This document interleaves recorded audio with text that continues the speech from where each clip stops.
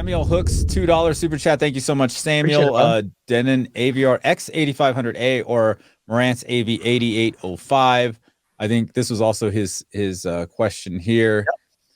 Yep. People say the Denon product. So which one better for movie watching, the Denon or the Marantz? Yeah, I mean, what do you guys think?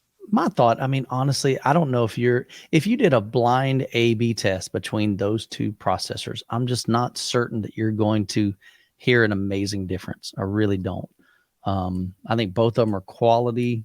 Now, is the 8500? I'm not as familiar with Denon, is because they don't really have a processor. It's right? not a processor. That's just their biggest AVR. It's their beastly 13 channel.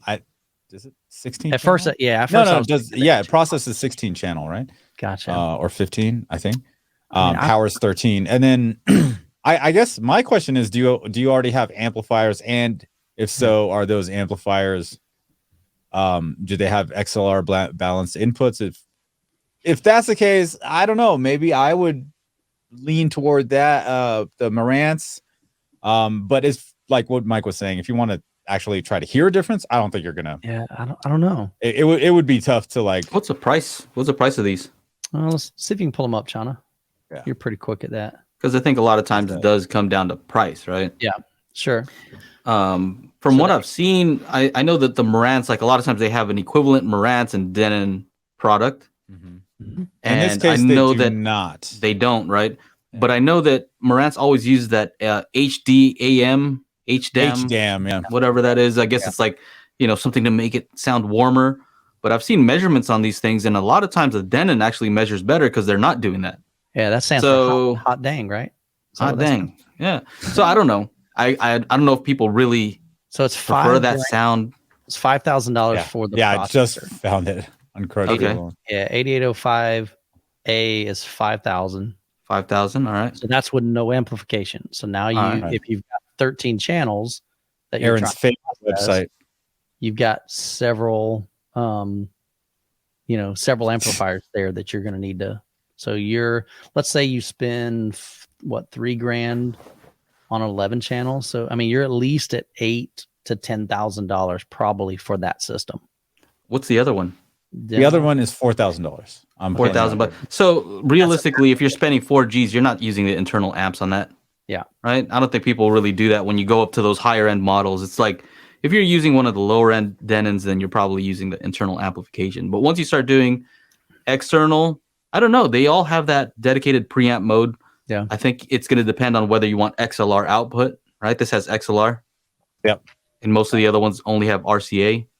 Yeah. I don't like this little window here that you see on the Marantz. To me, that's not usable. I always had to open up. Yeah. I always had to open up the bottom there to actually see what was going on the screen, which doesn't look as good. So I just look at the screen up on top. Everything I need is you could. On my 150-inch screen. So yeah, that's better than little. But actually, I turn off the on-screen volume because sometimes if you're turning up the volume and you're watching a movie, you don't want to see the thing. Gotcha. That makes sense. Pop up. I don't know.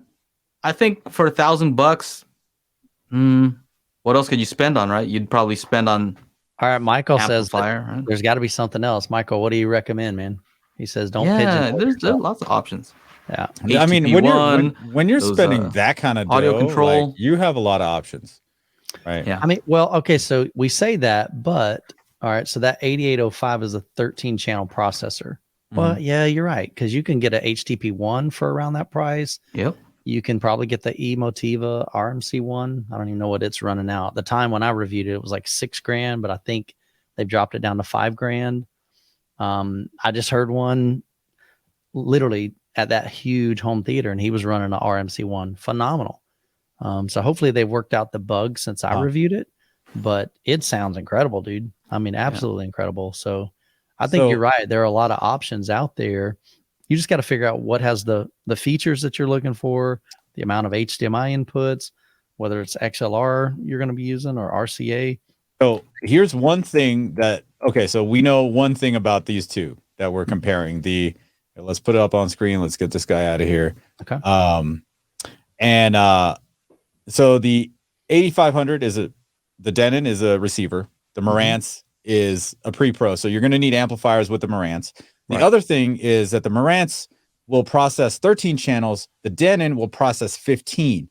So if you want to move the Denon or keep it longer, you know, if you're planning on moving or revamping and doing, you know, you want 6 height channels, you want 9 ear level speakers, right? You know, for full 15 channel setup, then if that's what you want to do and you're thinking, hey, cool, I'll just get the Denon, and then you won't have to worry about amplifiers or anything unless you want to add those. Of course, you can.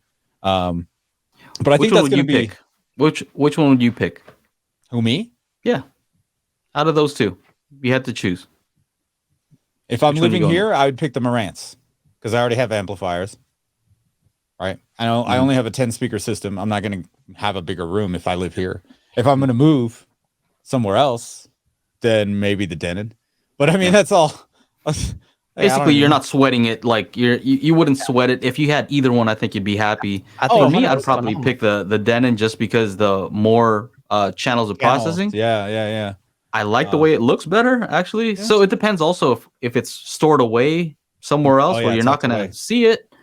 But yeah, I think it's a good idea to look at some of the other options as well. Sure. Just keep in mind what room correction they have, because both of these have the same room correction. Right. I think you're going to be good either way. I wouldn't use the automatic room correction if you're going to go full auto. If you don't know how to do the calibration yourself, I would recommend maybe something with Dirac, like the HTP one, because I think it does a great job of auto calibration. I mean, if you want to, I would recommend, you know, maybe going with the Denon, and then you know, budgeting a little bit, you know, talk to my man up here, right there. No, there. Okay, I can't even point correctly. Talk to, you know, get a consultation with Joe and have him dial in your system, because that was probably the best my system's ever sounded. So thank you. We got to do it again, by the way. I know we got to do it again for the new speakers that are here. And then